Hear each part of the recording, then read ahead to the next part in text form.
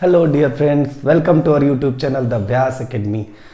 जैसे पिछले वीडियो में हम लोग हेटेरोसाइक्लिक कंपाउंड्स के फ्यूरॉन कंपाउंड के बारे में पढ़े थे, तो आज थायोफीन के बारे में डिस्कस करेंगे और फिर उसके बाद पायरॉल, फ्यूरॉन और थायोफीन के एरोमेटिक कैरेक्टर्स के बारे में डिस्कस करेंगे। ठीक है, तो पहले थायोफीन देखते हैं। थायोफीन का स्ट्रक्चर आपको पता है, इसमें हेटेरोएटम कौन सा होता है? सल्फर। देखिए सल्फर हेटेरोएटम है। आपको नाम बताने के लिए आपको बताए थे क्या, सल्फर अगर है तो आपको क्या लगाना है? थाया प्लस, चूंकि 5 मेंबर्ड ऑल अनसेचुरेशन ही, तो जो पूरा इसका आईपीएसी नेम है वो होता है क्या? थायोल। तो जो थायोफीन का आईपीएसी नेम की बात करेंगे तो वो क्या होता है? थायोल। ठीक है, अगर प्रिपरेशन की इसकी बात कर ले हम लोग, तो प्रिपरेशन का एक मेथड है कि ब्यूटेन का रिएक्शन करा दे डायरेक्ट सल्फर एटम से हाई टेम्परेचर पे। देखिए कैसे रिएक्शन होता है, जैसे इस तरीके से हम एन ब्यूटेन को लिख सकते हैं, CH3 है ना, ये N butane, CH3 CH2 CH2 CH3।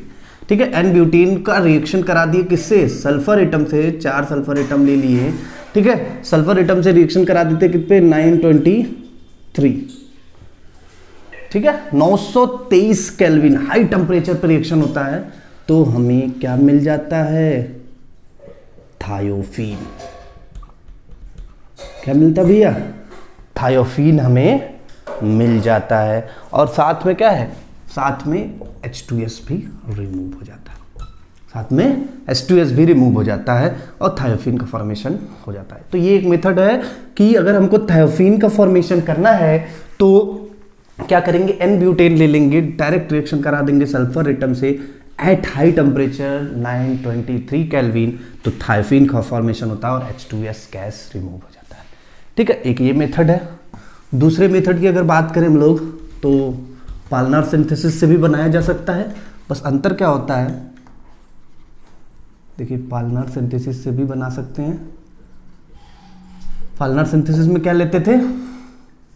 1,4 butane, C double bond O CH3 CH2 C double bond O CH3, ये लेते थे, रिएक्शन करा देते थे। ठीक है, तो यहाँ किससे रिएक्शन? वहाँ P2O5 से हुआ था। ठीक है, यहाँ P2S5 वहाँ लिए थे ना, यहाँ P2S5 ले लेंगे। ठीक है, रिएक्शन करा देंगे तो थायोफीन का फॉर्मेशन हो जाता है। CH3 थायोफीन का डेरिवेटिव, जैसे वहाँ हो रहा था फ्यूरॉन के केस में, वहाँ P2O5 लिए थे ना, यहाँ P2S5 ले लेंगे तो रिएक्शन आसानी से हो जाएगा। ठीक है, तो पालनार सिंथेसिस से भी बना सकते हैं हम लोग। और ये हो गया प्रिपरेशन की बात थायोफीन की। अगर हम इसके प्रॉपर्टीज की बात करें, थायोफीन की प्रॉपर्टीज की बात करें, जानते हैं थायोफीन की जब बात करते हैं एरोमेटिक कैरेक्टर है ना। ठीक है, थायोफीन की बात करते हैं, उसका लोन पेयर जो होता है वो एरोमेटिक सेक्सटेट में इन्वॉल्व हो जाता है, तो टोटल 6 पाई इलेक्ट्रॉन सिस्टम हो जाता है, ये भी तो एरोमेटिक सिस्टम हो जाता है। तो यहाँ पे भी जैसे वहाँ पे भी इलेक्ट्रोफिलिक सब्स्टिट्यूशन रिएक्शन देते थे आसानी से, ये भी क्या है? थायोफीन इलेक्ट्रोफिलिक सब्स्टिट्यूशन रिएक्शन देगा। अब पोजीशन की बात कर ले, तो पोजीशन में जैसे पायरॉल और फ्यूरॉन के केस में था, सेम कंडीशन यहाँ पे भी लागू होगा कि जो थायोफीन है वो सेकंड पे अटैक बेटर करेगा, और अगर सेकंड ब्लॉक है तब वो थर्ड को प्रेफर करेगा। जैसे देखिए अगर अटैक करा के देख लें, जैसे उन सब में देखे थे, तो थायोफीन के केस में इलेक्ट्रोफाइल का अगर अटैक कराएं, देखिए ये इलेक्ट्रोफाइल है। ठीक है, अटैक हुआ किस पोजीशन पे कर रहे हैं हम लोग? सेकंड पोजीशन पे अटैक कराने के लिए कर रहे हैं, तो यहाँ पे आ जाएगा पॉजिटिव चार्ज, यहाँ इलेक्ट्रोफाइल जुड़ गया आकर के। ठीक है, फिर ये रेजोनेटिंग स्ट्रक्चर बनाएगा, यहाँ डबल बॉन्ड यहाँ आ गया, पॉजिटिव चार्ज यहाँ आ गया, ई यहाँ जुड़ा हुआ है, फिर एक और रेजोनेटिंग स्ट्रक्चर, इसका लोन पेयर यहाँ टूटेगा, तो सल्फर पे क्या आ जाएगा? पॉजिटिव चार्ज, सॉरी यहाँ डबल बॉन्ड और यहाँ, तो ये रेजोनेटिंग स्ट्रक्चर उठ गया कब? जब C2 अटैक हुआ। किसका? इलेक्ट्रोफाइल का, ये ध्यान रखें। तो इलेक्ट्रोफिलिक अटैक अगर C2 पोजीशन पे है तब ये इस तरीके से रेजोनेटिंग स्ट्रक्चर बनेगा। और अगर हम लोग देखें C3 अटैक करा करके तो क्या होगा? देखिए यहाँ देखिए C3 अटैक कराए यहाँ से, तो यहाँ इलेक्ट्रोफाइल अटैक होगा और यहाँ पे क्या होगा, पॉजिटिव चार्ज। जब रेजोनेटिंग स्ट्रक्चर बनाएंगे इसका लोन पेयर टूट जाएगा यहीं पे और यहाँ पॉजिटिव चार्ज आ जाएगा और जो है डबल बॉन्ड यहाँ और यहाँ। तो इस तरीके से यहाँ देखिए ये रेजोनेटिंग स्ट्रक्चर बना। तो ये रेजोनेटिंग स्ट्रक्चर स्टेबिलिटी दिखा रहा है, यहाँ ज़्यादा रेजोनेटिंग स्ट्रक्चर है। सल्फर पे देखिए यहाँ पॉजिटिव चार्ज यहाँ आ रहा है, या सेकेंड रेजोनेटिंग स्ट्रक्चर में आ जा रहा है। तो इस तरीके से जो थायोफीन भी है वो इलेक्ट्रोफिलिक सब्स्टिट्यूशन कौन से पोजीशन पे प्रेफर करता है, C2 पोजीशन पे, या अगर आप कहेंगे कौन सा पोजीशन तो सेकंड पोजीशन, क्योंकि पहला पोजीशन हेटेरोएटम को दिया जाता है तो ये सेकंड हुआ, ये भी अगर इधर जाएंगे तो ये सेकंड, ये थर्ड है, ये ठीक है। तो ये इस तरीके से इसको अल्फा अल्फा बोलते हैं, अल्फा अल्फा डैश अल्फा, इसको बीटा बीटा बोलते हैं। तो अल्फा अटैक होता है हमेशा थायोफीन के केस में, ये ध्यान रखे रहेगा इलेक्ट्रोफिलिक सब्स्टिट्यूशन रिएक्शन के केस में, ठीक है। तो ये है इलेक्ट्रोफिलिक सब्स्टिट्यूशन रिएक्शन। अब और हम लोग कुछ बात करेंगे कुछ इलेक्ट्रोफिलिक सब्स्टिट्यूशन रिएक्शन के।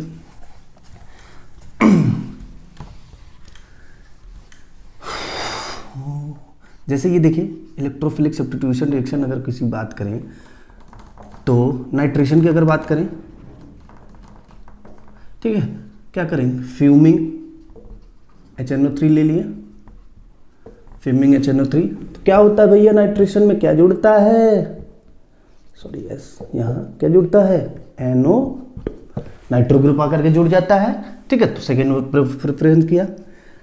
दूसरे रिएक्शन की बात करें अगर, जैसे फ्रीडल क्राफ्ट एसाइलेशन की बात कर ले, ये भी क्या है इलेक्ट्रोफिलिक सब्स्टिट्यूशन रिएक्शन। क्या लेते हैं, यहाँ ले लिए क्या CH3 ट्वाइस एसिटिक एनहाइड्राइड ले लिए, इसके प्रेजेंस में रिएक्शन कराएं तो एसिटिल ग्रुप आकर के जुड़ जाएगा, देखिए यहाँ पे COCH3, ये क्या है एसिटाइलेशन, एसाइलेशन हो गया ना, यहाँ पे एसाइल ग्रुप आकर के जुड़ गया, ये भी इलेक्ट्रोफिलिक सब्स्टिट्यूशन रिएक्शन।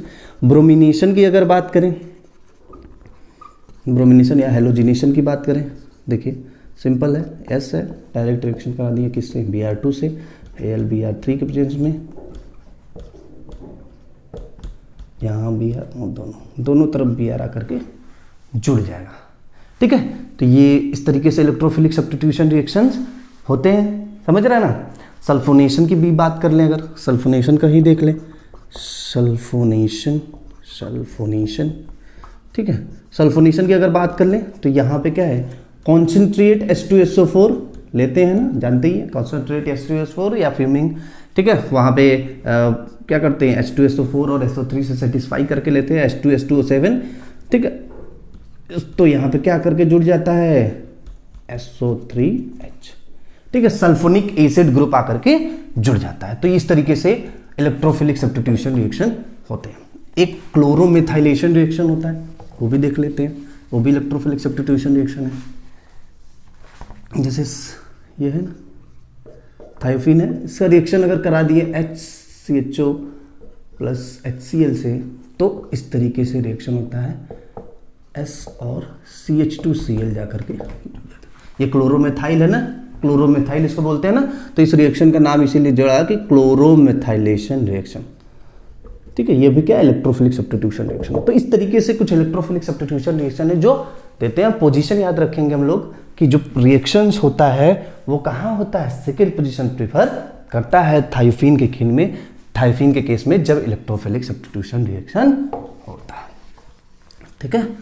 और थायोफीन की बात कर लेंगे तो थायोफीन की प्रॉपर्टी देखेंगे तो वो वही जैसे वहाँ था कि वाटर में इनसॉल्युबल होता है, ठीक है, ऑर्गेनिक सॉल्वेंट्स में सॉल्युबल होता है।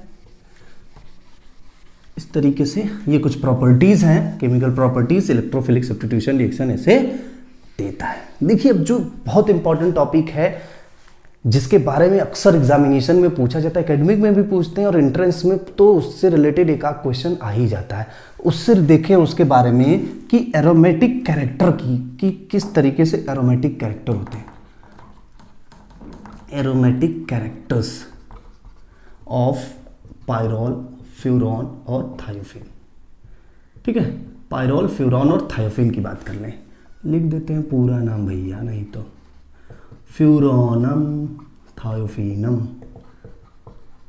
थायोफीन, ठीक है। इसके एरोमेटिक कैरेक्टर्स की बात कर लेते हैं। अब हम पहले कहें कि इसको एरोमेटिक कैसे है ये तो थोड़ा जान लेते हैं। एन ये है पायरोल, चचा, और ये है फ्यूरॉन चचा, और ये है थायोफिन मौसा। हाँ चलिए, अब ये कहें कि एरोमेटिक होता है, कैसे होता है एरोमेटिक? देखिए इसका लोन पेयर होता है, यहाँ टोटल पाई इलेक्ट्रॉन काउंट करेंगे तो ये 4 आएगा, और एरोमेटिक सेक्सटेट में चूंकि ये इन्वॉल्व होता है, इसका लोन पेयर क्या बना लेता है? एरोमेटिक सेक्सटेट कंप्लीट कर लेता है। और एरोमेटिक सेक्सटेट जब कंप्लीट करता है तो 6 पाई इलेक्ट्रॉन सिस्टम इस बारे में हो जाता है। देखिए 6 पाई इलेक्ट्रॉन सिस्टम इन सारे में हो जाता है। अब हम देखिए इन सबके अगर रेजोनेटिंग स्ट्रक्चर की बात करें, एक रेजोनेटिंग स्ट्रक्चर देख लेते हैं तो सारे के लगभग उसी तरीके से होता है। जैसे तो एक का देखते हैं NH है ना, इसका रेजोनेटिंग स्ट्रक्चर अगर देखें, देखिए इस तरीके से ये यहाँ ब्रेक होगा और यहाँ पे आएगा, तो जो रेजोनेटिंग स्ट्रक्चर बन रहा है देखिए कुछ इस तरीके से, ये H है, यहाँ पे आ गया डबल बॉन्ड, यहाँ पे आ गया नेगेटिव, और इस पे आ गया क्या? पॉजिटिव, और ये एज सच बॉन्ड यहाँ पे है, ये तो है, डिस्टर्ब नहीं हुआ है। फिर इस तरीके से इसको तोड़ेंगे, ये यहाँ आकर के मतलब इस तरीके से इस कार्बन पे टूटेगा, N और यहाँ डबल बॉन्ड, और यहाँ डबल बॉन्ड, यहाँ नेगेटिव चार्ज, और इस पे पॉजिटिव चार्ज तो है ही है। तो इस तरीके से रेजोनेटिंग स्ट्रक्चर आगे बढ़ता जाता है, वो आपको पता है रेजोनेटिंग स्ट्रक्चर कैसे बनाना है। हम यहाँ बताने का मुद्दा ये है कि देखिए पायरॉल है, इसका जस्ट जैसे ही पहला क्या बना, पायरॉल हो या फ्यूरॉन हो, थायोफिन, सबका इसी तरीके से रेजोनेटिंग स्ट्रक्चर हम लोग बनाएंगे।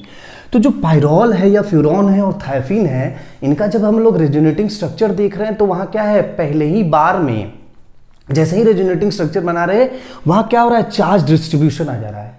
ठीक है, मतलब बिना चार्ज डिस्ट्रीब्यूशन के केवल और केवल एक रेजोनेटिंग स्ट्रक्चर है या एक स्ट्रक्चर है, किसके पास? पायरॉल, फ्यूरॉन और थायोफिन के पास। लेकिन जब हम बेंजीन की बात करते हैं, जैसे जब बेंजीन की बात देखिए करेंगे ना, कर ही लेते हैं, क्या दिक्कत है? बेंजीन तो हम लोग का बहुत प्रिय दोस्त है केमिस्ट्री का, हमेशा दिखता रहता है कहीं ना कहीं। ठीक है, इस तरीके से स्ट्रक्चर बनता है, दोनों तरीके से स्ट्रक्चर बनता है। तो बिना चार्ज डिस्ट्रीब्यूशन के बेंजीन में 2 ऑलरेडी रेजोनेटिंग स्ट्रक्चर पॉसिबल हो जाते हैं, लेकिन ऐसा पायरॉल, फ्यूरॉन और थायोफिन के केस में नहीं होता है। इसलिए बेंजीन जो होता है वो हमेशा ज्यादा एरोमेटिक होता है। तो जब एरोमेटिक कैरेक्टर की बात कर ले तो ये ध्यान रखिएगा कि पायरॉल, फ्यूरॉन और थायोफिन, चूंकि हम लोग इलेक्ट्रोफिलिक सब्स्टिट्यूशन रिएक्शन पढ़ते समय बताया था ना कि बेंजीन से ज्यादा रिएक्टिव वो होता है, रिएक्टिविटी उनकी फास्टर होती है, क्योंकि वहां पे 1.2 पाई इलेक्ट्रॉन्स पर ईच कार्बन एटम होते हैं। यहाँ पे क्या है कि चूंकि देखिए ये क्या है ना, पाई इलेक्ट्रॉन बिना चार्ज डिस्ट्रीब्यूशन के 2 रेजोनेटिंग स्ट्रक्चर तैयार है, किसमें? बेंजीन के केस में। इस वजह से जो बेंजीन का एरोमेटिक कैरेक्टर होता है वो पायरॉल, फ्यूरॉन और थायोफिन की तुलना में ज्यादा होता है, क्योंकि वहां पे बिना चार्ज डिस्ट्रीब्यूशन के केवल एक ही क्या होता है, रेजोनेटिंग स्ट्रक्चर्स पॉसिबल होते हैं। तो बेंजीन भैया हो गया कि इन सबसे ज्यादा एरोमेटिक है। हो गया क्लियर? अब हम बात करेंगे पायरॉल, फ्यूरॉन और थायोफिन की कि इसमें से ज्यादा एरोमेटिक कैरेक्टर किसका होता है। तीनों का स्ट्रक्चर को हम लोग फिर से यहां बुला लेते हैं, बारी बारी से लिख देते हैं। ये हो गया पायरॉल, ये हो गया फ्यूरॉन, और भैया ये हो गए थायोफिन। अब देखिए ध्यान से कि यहाँ पे जो ये हेटेरो एटम्स हैं, इनको पकड़ना है हमको। यहाँ पकड़ ली कि नाइट्रोजन है, ऑक्सीजन है और ये सारे हैं हेटेरो एटम्स है ना। अब इनकी इलेक्ट्रोनेगेटिविटी पे पहुंचते हैं हम लोग, इलेक्ट्रोनेगेटिविटी पे। तो सबसे ज्यादा इलेक्ट्रोनेगेटिविटी ऑक्सीजन, फिर नाइट्रोजन, फिर सल्फर। अब इलेक्ट्रोनेगेटिविटी होता क्या है भैया? इलेक्ट्रोनेगेटिविटी होता है कि अपने इलेक्ट्रॉन, जो इलेक्ट्रॉन है ना, इलेक्ट्रॉनवा है जो, उसको वो पकड़ के रखेगा। तो सबसे ज्यादा कौन पकड़ के रखेगा? जिसकी सबसे ज्यादा इलेक्ट्रोनेगेटिविटी हो, और सबसे ज्यादा अगर वो पकड़ के रखेगा तो वो सबसे कम देगा एरोमेटिक सेक्सटेट में इन्वॉल्व होने के लिए। या देखिए जब सबसे कम ये देगा तो इसकी एरोमेटिसिटी कम हो जाएगी, क्योंकि एरोमेटिक सेक्सटेट कैरेक्टर ये कम प्राप्त कर पाएगा, है ना।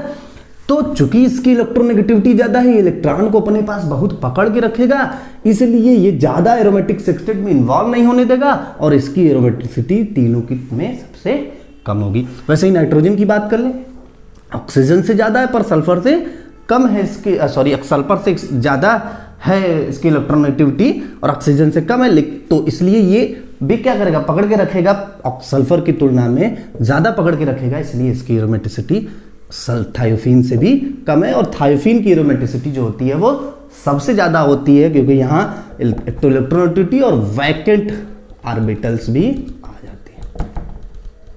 ठीक है, तो इस तरीके से अगर हम बात करें एरोमेटिसिटी की, अगर एरोमेटिक की बात करें कैरेक्टर्स की, तो सबसे ज़्यादा जो एरोमेटिक कैरेक्टर है वो किसकी है, थायोफीन की, उसके बाद किसका है, पायरोल का, उसके बाद किसका है, फ्यूरॉन का। ये है एरोमेटिक कैरेक्टर, समझ रहे ना।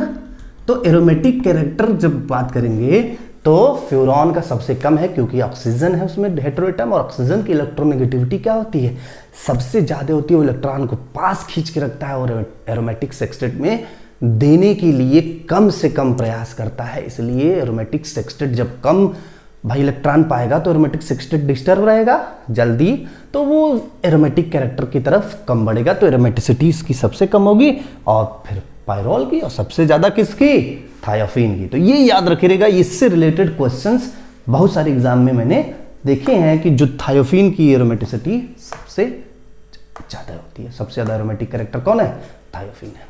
ठीक है, तो ये आप याद रखे रहिएगा। चलिए तब आज के वीडियो में इतना ही रखते हैं, नेक्स्ट वीडियो लाते हैं। और इम्पॉर्टेंट अभी बचा हुआ है, जैसे पिरिडीन बहुत इंपॉर्टेंट है, उसके बेसिक कैरेक्टर्स वगैरह, तो उसके बारे में डिस्कस करेंगे नेक्स्ट वीडियो के साथ। इंडोल है, क्यूनोलिन है, आइसोक्यूनोलिन है, बहुत सारे इंपॉर्टेंट हैं हेट्रोसाइक्लिक। पर आप लोग खूब लाइक शेयर सब्सक्राइब दबा के करिए, और वीडियो पे खूब सारा प्यार दीजिए। Thank you so much for watching this video.